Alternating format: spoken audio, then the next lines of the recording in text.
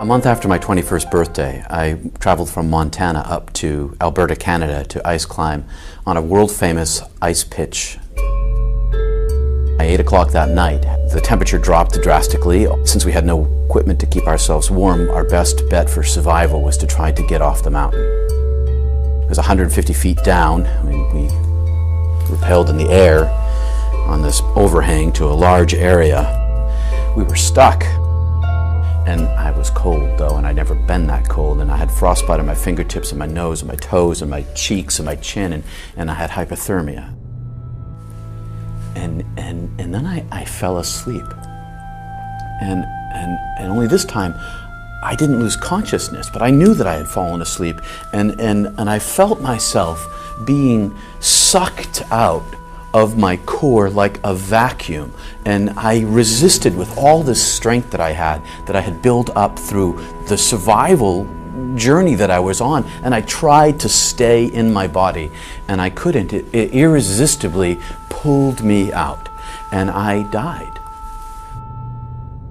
And I found myself in a great dark void, infinite, without a body, but with full consciousness, like a sphere of consciousness. And in front of me, if I had a front, was this gigantic door. And the door was 30 yards wide and 70 yards tall, and it was the proverbial tunnel that people talk about was through this gateway. And I said, "Am I dead?"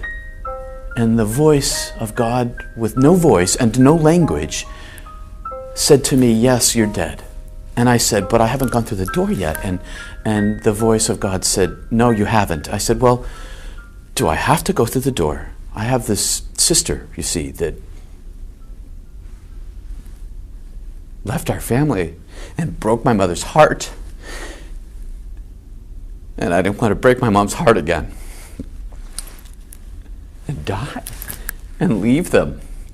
And God said and showed me, he said, the love with which I love you now, I have always loved you. And that same love that I love you with now, I love your family, and I love each person on earth with this fullness of love and forgiveness and knowing and mercy that you feel right now, and beauty, and all will be well. And your family will be okay. And the next thing I knew, I was being screwed back into my body like an ice screw that you use to put into the ice to hang on. And it was painful and it hurt. And I got driven into my body from my stomach. And I came to, and my partner, Tim, had me by the shoulder. And he was screaming at me, "Don't die. Don't leave me here." And I kept my mouth shut about what had happened for close to 20 years. And now I'm telling this story because what it's left me with is that I know that I'm known, and I know that I'm beloved, and I know that you are too, and everybody is. And I know that this is not the end of life, that this is just the passage through to real life.